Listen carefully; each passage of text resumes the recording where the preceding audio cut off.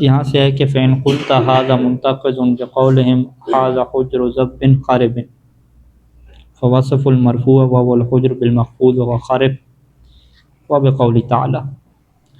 یہاں پہ جو گفتگو ہے کہ نعت منعوت کے تابع ہوگا کتنی چیزوں میں، ٹھیک ہے، جس سے ہم کیا کہتے ہیں کہ صفت موصوف کے تابع ہوتی ہے. تو مصنف نے کہا ہے کہ دو چیزوں میں جو ہے وہ اتباع ہوگی، ایک اعراب میں اور دوسری کیا ہے تعریف و تنکیر میں. اعراب ہمارے پاس تین طرح کے ہوتے ہیں، ٹھیک ہے، رفع ہو گیا اور کیا ہے نصب ہوگی اور جر ہوگی. تو رفع نصب جر میں تابع ہوگا صفت موصوف کے تابع ہوگی، اور اسی طریقے سے معرفہ اور نکرہ ہونے میں تابع ہوگی. تو یہ اتباع ایسی ہے پانچ چیزوں والی، تین اعراب کے ہو گئے، دو تعریف و تنکیر کی، جس کو مصنف نے ضروری اور واجب قرار دیا ہے. یعنی ضروری اور واجب قرار دینے کا مطلب یہ ہے کہ کوئی ایک مورد بھی آپ کو ایسا نہیں ملے گا کہ جس میں موصوف صفت کے اندر یہ اتباع موجود نہ ہو. لہذا جو بھی لغت میں آپ ہمارے ڈھونڈیں ہر جگہ پہ آپ کو صفت موصوف کا تابع ملے گا. تو اب فین قلت سے اشکال شروع ہو گئے کہ آپ نے کہا کہ یہ اتباع ضروری ہے، اور ان قلت والے قدیم عربی زبان سے کچھ ایسے جملے لے کر آئے جس میں قرآن مجید کے جملے بھی شامل ہیں، کہ جہاں پہ وہ دکھائیں گے کہ یہ دیکھیں جو صفت اور موصوف کی ہے وہ اتباع اعراب کے اندر کیا موجود نہیں ہے. پہلی جو مثال ہے جو عربوں کا قدیم جملہ ہے، ھذا حجر ضب خارب. حجر کیسے ہیں؟ وہ بل کو کہتے ہیں، اور ضب کیسے کہتے ہیں؟ ضب کو یعنی اردو میں گوب کہتے ہیں، یا اس کا کوئی اور اردو میں معنی ہوگا، بڑی چھپکلی جو ہوتی ہے، بڑی چھپکلی کی طرح گو اسے کہتے ہیں. تو حجر و ضب یعنی یہ جو حجر ہے یہ زمین کے اندر بنا ہوا ہے ایک گھر ہے، یہ کس کا ہے جی؟ ضب کا، اسی بڑی چھپکلی کے. اور یہ جو حجر ہے یہ خارب ہے، ٹھیک ہے، یہ خراب گھر ہے. اب یہاں پہ حجر و ضب میں خارب کس کی صفت لے کر آ رہے ہیں؟ حجر کی کیا صفت لے کر آ رہے ہیں؟ ٹھیک ہے، ھذا حجر ضب. جب حجر کی صفت لے کر آ رہے ہیں تو کیا پڑھنا چاہیے تھا؟ خاربن پڑھنا چاہیے تھا. ھذا حجر ضب خاربن، یعنی ھذا حجر خاربن، یوں ہوگا. لیکن یہ بات تمام عربوں کے ہاں طے ہے کہ اس جملے کو شروع سے ہی قدیم عربی زبان میں کیسے پڑھا گیا؟ ھذا حجر ضب خاربن پڑھا گیا، یعنی خارب کو کیا پڑھا گیا؟ مجرور جو ہے وہ پڑھا گیا. جبکہ یہ واضح ہے کہ جو خارب ہے وہ ضب کی صفت کے طور پر نہیں پڑھا گیا، کہ وہ جو جاندار ہے اس کی صفت خارب نہیں لے کر آئی جا رہی، بلکہ یہ صفت کیا ہے؟ حجر کی لے کر آئی جا رہی ہے. جو اس کا بل ہے، جو اس کا گھر ہے زمین کے اندر بنا ہوا، یہ اس کی صفت کہلائی جا رہی ہے. تو اب یہاں پہ مصنف کا قانون کیسے ٹوٹے گا؟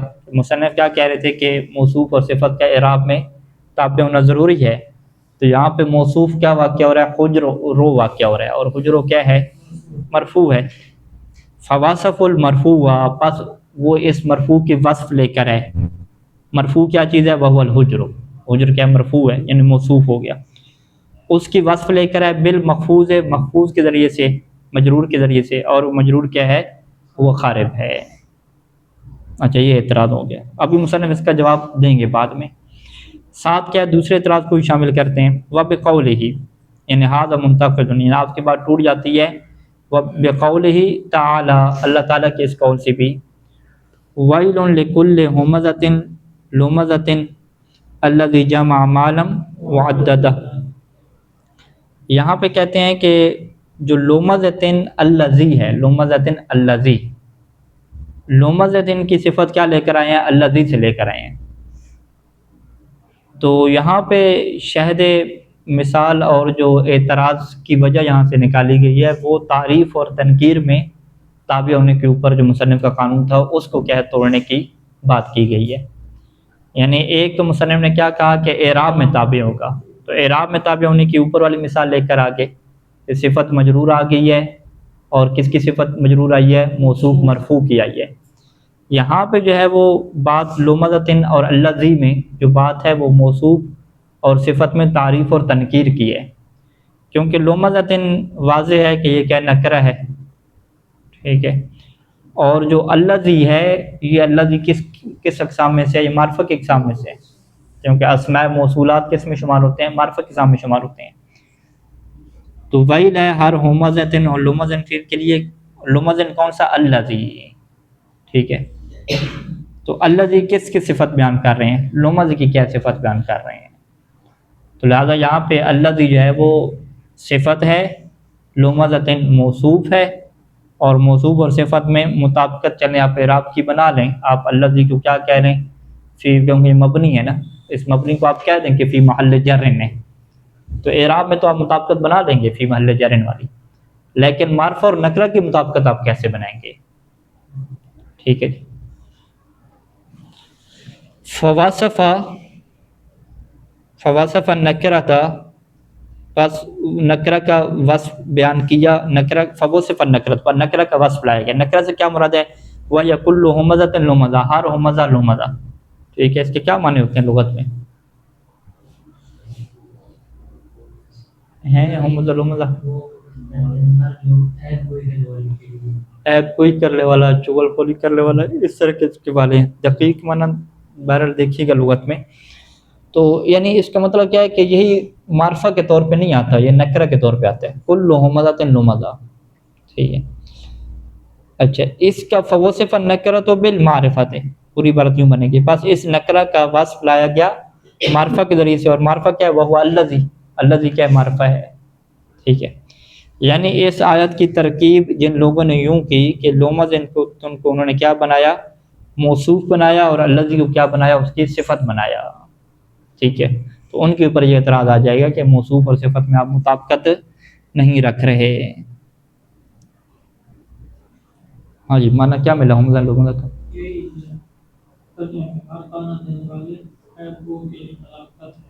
ہر تانا دینے والے عیب گو کے لیے لگت ہے. چلو لومزہ پھر عیب گو ہو جائے گی. ہر تانا دینے والے عیب گو کے لیے لگت ہے. وبقول تعالیٰ، اور اسی طریقے سے یہ آیت پہ بھی پیش کر رہے ہیں، اس میں بھی تعریف اور تنکیر کی کیا ہے؟ وہ خلاف ورزی ہوئی ہے. حامیم تنزیل الکتاب من اللہ العزیز العلیم غافر الذنب وقابل التوب شدید العقاب ذی الطول. اچھا، شروع میں چلتے ہیں. من اللہ العزیز العلیم، اللہ کی صفت کیا ہے؟ عزیز آ گئی. اللہ کی دوسری صفت العلیم آ گئی. اس میں تو مشکل نہیں ہے کیونکہ اللہ بھی معرفہ ہے، اور العزیز اور العلیم کو بھی کیا لے کر آئے ہیں؟ معرفہ لے کر آئے ہیں. مشکل غافر ذنب سے شروع ہو جائے گی. ٹھیک ہے، اور قابل توب سے اور شدید العقاب سے شروع ہوگی. غافر ذنب کو ممکن ہے کوئی کیا کہے کہ یہ اضافت ہے، کیا ہے؟ یہ اضافت معنوی نہیں ہے، اضافت لفظی ہے. ٹھیک ہے، کیونکہ اس میں فعل یہاں پہ مضاف ہو رہا ہے اپنے مفعول کی طرف، غافر ذنب. ٹھیک ہے، یعنی اصل میں کیا ہوتا ہے؟ غافر ذنبن، غافر ذنبن آپ پڑھ سکتے تھے نا. ٹھیک ہے، اسی قابل توبہ، قابل توبن آپ کہہ سکتے ہیں. تو لہٰذا یہ اضافہ کیا ہوگی؟ اضافہ لفظی ہوگی، اور اضافہ لفظی ہمیں پتہ ہے کہ وہ معرفہ کے فائدہ نہیں دیتی. جب معرفہ کے فائدہ نہیں دیتی تو پھر غافر کس کی صفت بن جائے گا؟ اللہ کی، اور اللہ معرفہ ہے اور صفت کیا آ جائے گی؟ نکرہ آ جائے گی. اچھا، مصنف نے یہاں پہ جو اعتراض کو اپنایا وہ شدید العقاب سے اپنایا. شدید بھی کیا ہے؟ وصف ہے، صفت مشبہ لفظ شدید، اور اس کا اضافہ عقاب کی طرف ہو رہا ہے. تو یہ اضافہ بھی کیا ہے؟ اس کا اپنے جو ہے وہ شدید العقاب، ہاں شدید العقاب ہو، یعنی یہ اضافہ جو ہے وہ فاعل کی طرف ہے. صفت مشبہ کا کیا ہوتا ہے؟ فاعل ہوتا ہے. تو یہ اضافہ بھی کون سا ہے؟ یہ فاعل کی طرف ہے، شدید العقاب ہو. ٹھیک ہے، تو شدید العقاب کیا ہو گیا؟ اضافہ لفظی ہو گیا. جب اضافہ لفظی ہے تو یہ معرفہ نہ ہوا. جب یہ معرفہ نہیں ہے تو یہ صفت کس کی بن رہا ہے؟ اللہ کی کیا صفت بن رہا ہے؟ تو پاس کون سا قانون ٹوٹے گا کہ معرفہ کی صفت کیا لے کر آگے ہیں؟ نکرہ لے کر آگے ہیں. ذی طول میں تو مشکل نہیں ہے نا، کیونکہ ذی جو ہے نا، یہ ذی وہ اس میں فاعل اور صفت مشبہ وغیرہ نہیں ہے. لہٰذا ذی طول کیا بن جائے گا؟ معرفہ بن جائے گا، اضافت معنوی میں چلا جائے گا. ٹھیک ہے، تو یعنی تین اشکالات کے پہلو ہیں: غافر ذنب، قابل توب، اور شدید العقاب. مصنف کیا کہتے ہیں کہ فوصف المعرفت، یہاں پہ جو معرفہ کی واسطہ وہ نکرہ کے ساتھ ہے. معرفہ سے کیا مراد ہے؟ وہ اسم اللہ تعالی. اور نکرہ سے کیا مراد ہے؟ وہی شدید العقاب، نکرہ سے کیا مراد ہے؟ شدید العقاب ہے۔ اب یہاں پہ کہتے ہیں کہ وَإِنَّمَا قُلْنَا إِنَّهُ نَكِرَةٌ، شدید العقاب کو ہم نکرہ کیوں کہہ رہے ہیں؟ لِأَنَّهُ مِن باب صفت مشبہ، کیونکہ یہ صفت مشبہ ہے۔ وَلَا تَكُونُ اضافتها إِلَّا فِي تقدیر الانفصال، اور اس کی جو اضافت ہے وہ کس تقدیر میں ہے؟ انفصال کی تقدیر میں ہے۔ انفصال کی تقدیر کیا مطلب ہوتا ہے کہ درمیان میں من، لام، حروف جارہ وغیرہ نہیں لگائے گئے، ٹھیک ہے، بلکہ دونوں کو کیا الگ الگ رکھا گیا۔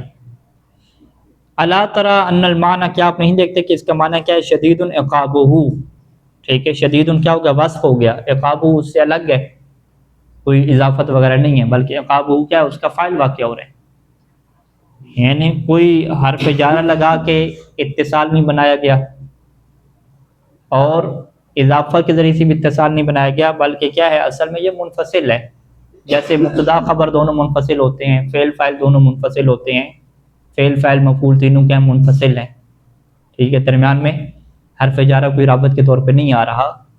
تو ایسے ہی یہاں پہ شدید العقاب میں العقاب شدید سے کیا ہے؟ منفصل ہوتا ہے، یعنی اصل میں عقاب کیا ہوتا ہے؟ شدید کے لیے فاعل ہوتا ہے، تو صفت مشبہ اور فاعل دونوں منفصل حیثیت رکھتے ہیں، جدا جدا حیثیت رکھتے ہیں، لیکن اب ظاہری طور پہ کیا کیا گیا؟ اس کے فاعل ہونے کو ختم کر دیا گیا اور اسے کیا بنا دیا گیا؟ مضاف الیہ بنا دیا گیا، یعنی اس کی جو مستقل حیثیت تھی اسے ختم کر کے اسے غیر مستقل حیثیت میں ڈال دیا گیا، ٹھیک ہے، یعنی یہ وہی بات بیان کرنا چاہتے ہیں کہ اضافت لفظی میں کیا ہوتی ہے؟ منفصل حیثیت باقی رہتی ہے، مستقل حیثیت، لیکن اضافت معنوی میں کیا ہوتی ہے؟ وہ مستقل حیثیت ختم ہو جاتی ہے۔ اب جو معنوی طور پہ آپ دیکھیں تو اس کی جو حیثیت ہے وہ غیر مستقل ہو جاتی ہے، متصل کی حیثیت ہو جاتی ہے، جو نکرہ تھا وہ معرفہ ہو جاتا ہے، ٹھیک ہے جی۔ تو لہٰذا وہ کیا بیان کرنا چاہتے ہیں مصنف کہ چونکہ یہ تقدیر انفصال میں ہے لہٰذا یہاں پہ اضافت لفظی رہے گی، اضافت لفظی رہے گی، یعنی معنوی طور پہ کوئی چیز معرفہ آپ کی نہیں بنے گی۔ الا تری، کیا آپ نہیں دیکھتے کہ ان المعنی شدید عقابہ، کہ اس کا معنی کیا ہے؟ شدید عقابہ ہے، لا ينفك فی المعنی عن ذلک، اور یہ شدید جو ہے وہ اپنے معنی میں اس سے جدا ہو ہی نہیں سکتا، ٹھیک ہے، یعنی شدید لعقابہ ہی آپ نہیں کہہ سکتے، ٹھیک ہے، کہ وہ اپنے عقاب کے لیے شدید ہے، اپنے عذاب کے لیے شدید ہے، کیا مطلب، ٹھیک ہے، یہ کہہ سکتے ہیں کہ اس کا عذاب شدید ہے، ٹھیک ہے، وہ خود شدید ہے اپنے عذاب کے لیے، یہ معنی کیا نہیں بنتا، ٹھیک ہے۔ جبکہ جو پہلے دو ہیں، یعنی یہاں پہ یوں سوال ہوتا ہے کہ مصنف نے شدید کو فوکس کیا، غافر ذنب اور قابل التوب کو کیوں نہیں فوکس کیا؟ اس کے اندر بھی اعتراض بن سکتا تھا نا۔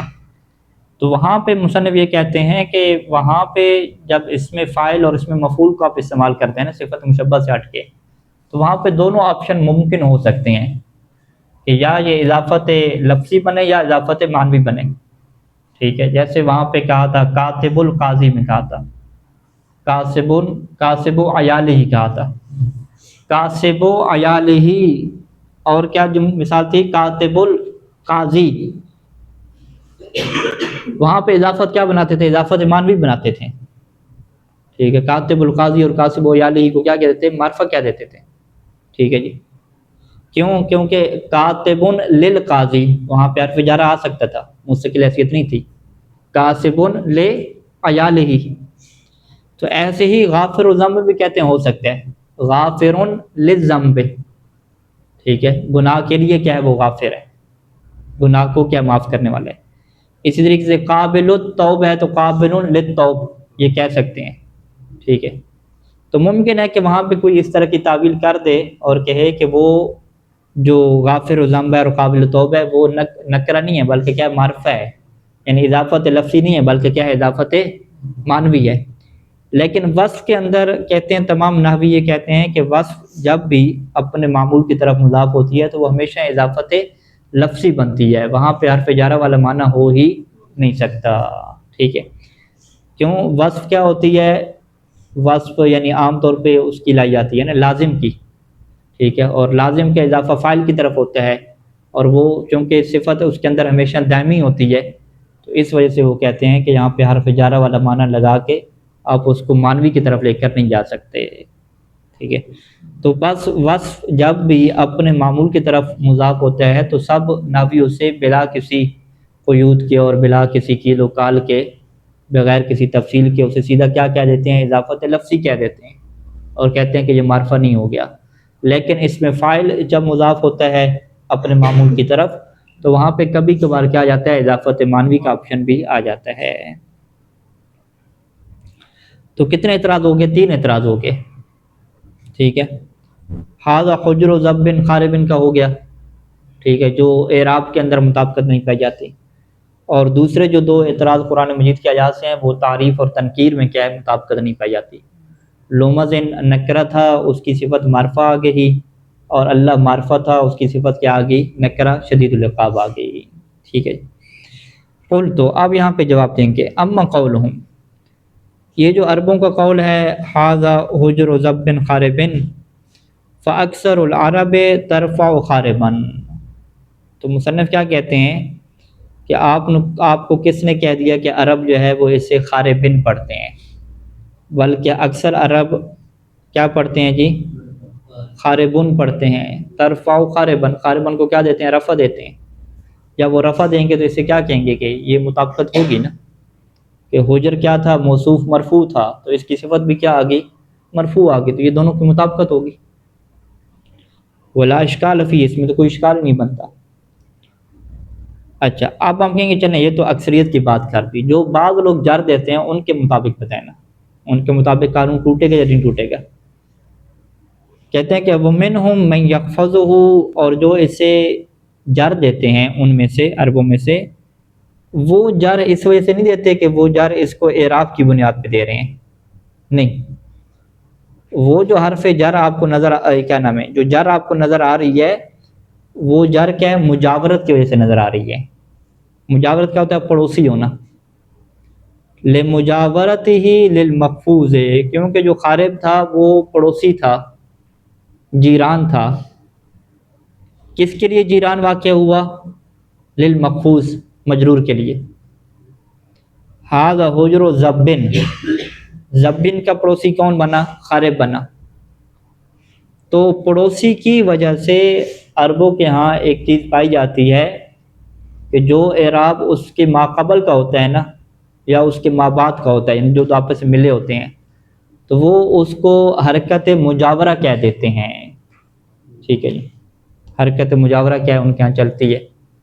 جیسے الحمدللہ میں حرکت مجاورہ کیا ہے؟ الحمدللہ بھی چلتی ہے ایک قرات میں، الحمدللہ کو کیا ہے؟ الحمدللہ پڑھا جاتا ہے، تاکہ الحمد کی دال جو ہے وہ للہ، جو لام کی کسرہ ہے اس کے کیا ہو جائے؟ مطابق ہو جائے، یہ بھی مجاورت بنی ہے۔ اسی طریقے سے مصنف کیا کہتے ہیں کہ خاربن کا جو اعراب مجرور کے طور پہ دیے جا رہا ہے یہ اعراب نہیں ہے، ٹھیک ہے، بلکہ یہ حرکت مجاورہ ہے، ٹھیک ہے۔ کما قال شاعر، جیسا کہ شاعر نے کیا کہا یہاں پہ عربوں کے اس قانون کے متعلق کہ قد یؤخذ الجار بجرم الجار، کہ پڑوسی کو کبھی پکڑ لیا جاتا ہے کس جرم میں؟ اس کے پڑوسی کے جرم میں، ٹھیک ہے۔ تو یہ قد یؤخذ، کبھی ایسے حالات ہو جاتے ہیں، ٹھیک ہے، غلطی پڑوسیوں کی تھی لیکن اس کو بھی کیا ہے؟ پولیس آئی اور اس کو بھی تفتیش کے طور پہ ساتھ لے گئی، ٹھیک ہے۔ یہ نظام تو چل رہا ہے۔ تو یہی نظام وہ عرب کہاں پہ چلاتے ہیں؟ کلام میں اپنے چلاتے ہیں، کہ پڑوسی کیا ہے؟ کلمے کی حرکت کی وجہ سے اس حرف کی جو حرکت ہے وہ بھی کیا تبدیل کر دیتے ہیں۔ لہٰذا وہ یہاں پہ ترکیب کیا کرتے ہیں؟ ھذا حجر ضب خارب میں وہ خاربن کو کیا کہتے ہیں؟ مرفوع کہتے ہیں۔ مرفوع کہنے کے بعد وہ کیا کہتے ہیں کہ وعلامۃ الرفع الضمۃ المقدرہ، ترکیب کیسے کہتے ہیں؟ علامت رفع الضمۃ المقدرہ علی آخرہ۔ پھر جب یہ بات ہوتی ہے کہ تقدیر سے معنی کیا بنی ہے، وہ کیا کہہ دیتے ہیں کہ منعت من ظہورها حرکت المجاورۃ، ٹھیک ہے، منعت من ظہورها حرکت المجاورۃ، تو جو مجاورہ کی حرکت ہے وہ اس رفع کے ظاہر ہونے سے کیا بن گئی ہے؟ معنی بن گئی ہے۔ اچھا، مجاورہ میں کیا ہوتا ہے؟ کہتے ہیں کہ وَمُرَادُهُمْ بِذَالِكَ، مجاورہ سے ان کی کیا مراد ہوتی ہے؟ کہ أَن يُنَاسِبُ بَيْنَ الْمُتَجَاوِرَيْنِ فِي اللَّفْظِ، کہ جو دو متجاور ہوتے ہیں نا آپس میں ایک دوسرے کے پڑوس میں، اس کو وہ مناسب قرار دیتے ہیں فی اللفظ، تلفظ میں، لفظی طور پہ، انہیں کیا ہے ایک جیسا قرار دیتے ہیں۔ وَإِنْ كَانَ الْمَعْنَى عَلَى خِلَافِ ذَلِكَ، اگرچہ معنی اس لفظ کے خلاف ہوتا ہے، جیسا وہ تلفظ کر رہے ہوتے ہیں ویسا معنی نہیں ہوتا، لیکن وہ فقط لفظی طور پہ دونوں پہ ہے ہم مناسب کرتے ہیں۔ وَعَلَى هَذَا الْوَجْهِ فَفِي خَارِبٍ، لہٰذا اسی وجہ کی بنیاد پہ خاربن میں آپ کیا کہیں گے؟ آپ کہیں گے بھی خاربن تو اصل میں کیا ہے؟ مرفوع ہے، اور اس کے اوپر کیا ضم ہے؟ آپ خاربن میں کیا کہیں گے کہ ضمۃ مقدرۃ، آپ یوں کہہ دیں کہ اس کے اوپر کیا ہے؟ علامت طرف ضم مقدر ہے۔ منع من ظہورها اشتغال الآخر بحرکت المجاورت، تو یہ آپ کو جملہ کہنا پڑے گا۔ ولیس ذالک بمخرج، لہذا یہ جو آپ نے ابھی قول بیان کیا ہے نا، یہ اس چیز کو خارج کرنے والا نہیں ہے، اما ذکرناہ کہ جو ہم نے ذکر کیا ہے، یعنی یہ ہماری بات کے اوپر کوئی اعتراض نہیں ہے، ہماری بات کے خلاف یہ آپ تخریج پیش نہیں کر سکتے۔ ہم نے کیا ذکر کیا ہے؟ ہم نے تو یہ ذکر کیا کہ من انہ تابع لمنعوتہ فی الاعراب، کہ نعت کیا ہوتی ہے؟ اپنے منعوت کے تابع ہوتی ہے اعراب میں، تو تابع ہونے والا معنی ہمارے پاس اب بھی کیا ہے؟ باقی ہے۔ اچھا، کیونکہ خاربن کو ہم نے مجرور تو نہیں کہا، خاربن کو ہم کیا کہہ رہے ہیں؟ مرفوع کہہ رہے ہیں فقط، بس وہ رفع کے کہاں پہ چلے گی؟ مقدر میں چلے گی۔ کما ان نقول، جیسا کہ ہم سب نحوی کیا کہتے ہیں کہ ان المبتدا والخبر مرفوعان، ہم کیا کہتے ہیں جی؟ مبتدا خبر کیا ہوتے ہیں؟ دونوں مرفوع ہوتے ہیں۔ ولا یمنع من ذلک قراءۃ الحسن البصری، اور ہمارے اس قانون کے لیے معنی نہیں بنتی کون سی قراءت؟ حسن بصری کی قراءت، کہ اس نے کیا پڑھا؟ الحمد، الحمد میں کیا؟ الحمد مبتدا واقع ہو رہی تھی نا، لیکن اس نے الحمد کو مرفوع کی بجائے کیا پڑھا؟ بکسر الدال، دال کی کسرت کے ساتھ کیوں پڑھا؟ اتباعا لکسرت اللام، تاکہ یہ اسے تابع قرار دے لام کی کسرت کے ساتھ۔ لام کا کسرہ کیا مطلب ہے؟ جو للہ میں لام کا جو کسرہ ہے اس کے یہ تابع قرار دینا چاہتا ہے۔ یہاں پہ پھر آپ کیا کہیں گے؟ یہاں پہ ترکیب میں آپ کیا کہیں گے؟ الحمد کو کیا مجرور کہیں گے آپ کہ یہ مبتدا مجرور ہے، اور آپ کیا کہیں گے کہ لہذا جو آپ یہ دعویٰ کر رہے ہیں کہ مبتدا مرفوع ہوتی ہے، آپ کا قاعدہ ٹوٹ گیا، کیونکہ کچھ عرب مبتدا کو کیا پڑھ رہے ہیں؟ مجرور پڑھ رہے ہیں، تو لہذا آج کے بعد آپ کیا کہیں گے کہ مبتدا کے مرفوع ہونے کے بارے میں اختلاف ہے جی، مبتدا کبھی مرفوع ہوتی ہے اور کبھی کیا ہوتی ہے؟ مجرور ہوتی ہے، ایسا تو کوئی نہیں کہتا۔ الحمدللہ کی اگر ترکیب پوچھی تو کیسے ترکیب کریں گے؟ آپ کیا کہیں گے کہ الحمد مرفوع ہے، مبتدا ہے مرفوع ہے، علامت طرف کیا کہیں گے؟ الضمۃ المقدرۃ علی آخرہ، اور منع من ظہورها حرکت المجاورت، ٹھیک ہے۔ تیسری اسی طریقے سے مصنف اپنا شاہد پیش کر رہے ہیں، یعنی اسی مجاورہ کی شاہد پیش کر رہے ہیں۔ پہلا شاہد یہ ہو گیا مبتدا خبر والا۔ دوسرا اسی طریقے سے کہ ولا یمنع من ذالک، ہماری اس بات سے معنی نہیں بنتا، ہم نے کیا کہہ دیا کہ مبتدا اور خبر کیا ہوتے ہیں؟ دونوں مرفوع ہوتے ہیں نا۔ قولوں فی الحکایت ہے کہ جو عرب حکایت میں کیا کہتے ہیں؟ من زیدن کہہ دیتے ہیں۔ من زیدن کی ترکیب کیا ہوتی ہے ویسے؟ من زیدن کی، من کو کیا کہتے ہیں؟ خبر مقدم کہتے ہیں، اور زیدن کو کیا کہتے ہیں؟ مبتدا مؤخر، کہ زید کون ہے، ٹھیک ہے۔ من جو استفہام کے لیے ہے اس کو کیا کہتے ہیں؟ خبر مقدم، اور زیدن، زیدن کو کیا کہتے ہیں؟ مبتدا، مبتدا مؤخر۔ تو مبتدا کیا ہوتی ہے؟ مرفوع ہوتی ہے، لیکن حکایت میں اگلا بندہ کیا کہہ دیتا ہے؟ من زیدن۔ یہ کس کے جواب میں کہتا ہے؟ جب اس نے یہ سوال پوچھا کہ حل رأیت زیدن، کہ کیا تم نے زید کو دیکھا، تو اس نے آگے کیا کہا؟ من زیدن، کون زید، ٹھیک ہے۔ اسی لیے اس نے پوچھا کہ حل مررت بزیدن، کیا تم زید کے پاس سے گزرے، تو اس نے کیا کہہ دیا؟ من زیدن، ٹھیک ہے۔ تو اس حرکت کو کیا کہتے ہیں؟ حرکت مجاورت تو نہیں کہتے، اس کو کیا کہتے ہیں؟ حرکت حکایت کہتے ہیں۔ من زیدن کو نصب کے ساتھ پڑھنا، یا من زیدن کو کیا ہے؟ بالخفض کے ساتھ پڑھنا، یہ کیا ہے؟ حکایت میں وہ حرکت دے رہا ہے نا، اسی کی بات کو کیا ہے؟ نقل کر رہا ہے، جیسے اس نے بولا ویسے یہ بول رہا ہے۔ یعنی اذا سألت، جب آپ سوال کریں، من قالا، کس سے سوال کریں؟ اس بندے سے سوال کریں کہ جو یہ بات کہے، ٹھیک ہے۔ یعنی وہ آپ سے سوال نہ بھی پوچھے، فقط وہ یہ جملہ کہ رأیت زیدن، وہ آپ کے سامنے آپ کے کہتا ہے کہ رأیت زیدن اور مررت بزیدن۔ وَأَرَدْتَ، اور آپ بھی چاہتے ہیں کہ ان تربط کلامک بکلامہ، کہ آپ اپنے کلام کو اس کے کلام کے ساتھ کیا جوڑ دیں، ٹھیک ہے۔ کیسے جوڑیں؟ بحکایت الاعراب، اسی اعراب کی حکایت کریں کہ جیسے اس نے بولا ہے۔ تو پھر آپ کیا کہتے ہیں؟ من زیدن کہتے ہیں، اور من زیدن کہتے ہیں۔ اب من زیدن کی ترکیب کیسے کی جاتی ہے؟ من کو کہا جاتا ہے خبر مقدم، اور زید کو کیا کہا جاتا ہے؟ مبتدا مؤخر اور مرفوع، اور علامت رفع کیا ہے؟ ضمہ مقدرہ علی آخرہ، اور منع من ظہور حرکت الحکایہ. ٹھیک ہے جی، ایسی ہو جائے گی. وقت تبین بہذا، گزشتہ بیان سے یہ بات واضح ہو گئی کہ صحت و قولنا کہ ہمارا قول صحیح ہے. کون سا قول؟ کہ ان النعت لا بد، نعت کے اندر یہ چیز ضروری ہوتی ہے کہ یتبع منعوتہ، کہ وہ اپنے منعوت کے تابع ہوگا، فی اعرابہ، اس کے اعراب میں بھی، و تعریفہ و تنکیرہ، اس کی تعریف اور تنکیر میں بھی. لیکن مصنف نے تعریف اور تنکیر کے اعتراضات کا جواب نہیں دیا. ٹھیک ہے جی، یعنی آگے گفتگو کیا ہے؟ وَأَمَّا حُکْمُ بِالنَّظَرِ إِلَى الْخَمْسَةِ الْبَاقِيَةِ، یہاں سے شروع کرتے. ہاں اعراب کی دی تھی، تعریف تنکیر دلیل نہیں تھی. تو لہٰذا اس کی جو دلیل ہے آیات کی جو ہے، وہ آیات کی ترکیبوں کی طرف جب آپ رجوع کریں گے تو واضح ہو جائے گا.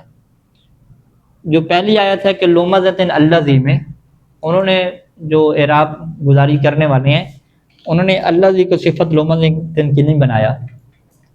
انہوں نے کیا کہا؟ یہاں پہ هو الذی ہے اصل میں. ٹھیک ہے، ویل لکل ہمزۃ لومزۃ هو الذی، کیوں کر کے هو الذی کا مطلب ہوا کو صفت بھی نہیں بنایا، ہوا کو کیا ہے؟ مبتدا بنایا. الذی کو کیا ہے؟ وہ موصول صلہ، اور پورے جملے کو کیا بنا دیا؟ فی محل جر بنا دیا. یعنی پورے جملے کو کیا انہوں نے صفت کے طور پہ بنایا ہے. یا پورے جملے کو صفت طور پہ بنائیں گے تو پھر آپ یہ نہیں کہہ سکتے کہ الذی کیا صفت کے طور پہ ہے. جملہ معرفہ نکرہ تو نہیں ہوتا نا. ٹھیک ہے، جملہ معرفہ نکرہ نہیں کہلاتا. اسی طریقے سے جو آگے چیز تھی شدید العقاب، نکرہ و معرفہ کی مطابقت جملے میں تو نہیں ہوتی. شدید العقاب میں ان لوگوں نے جب صفت نہیں بنایا، وہ بدل بناتے رہے. یعنی من اللہ العزیز العلیم، غافر ذم قابل التوب شدید العقاب ذی الطول، اس سب کو کیا بنایا؟ اس کا اللہ کا بدل بنا رہے ہیں. صفت بنانے کی طرف نہیں جاتے، صفت بنائیں گے تو مشکل پیدا ہوتی ہے، تو لہٰذا وہ بدل کی طرف چلے گئے.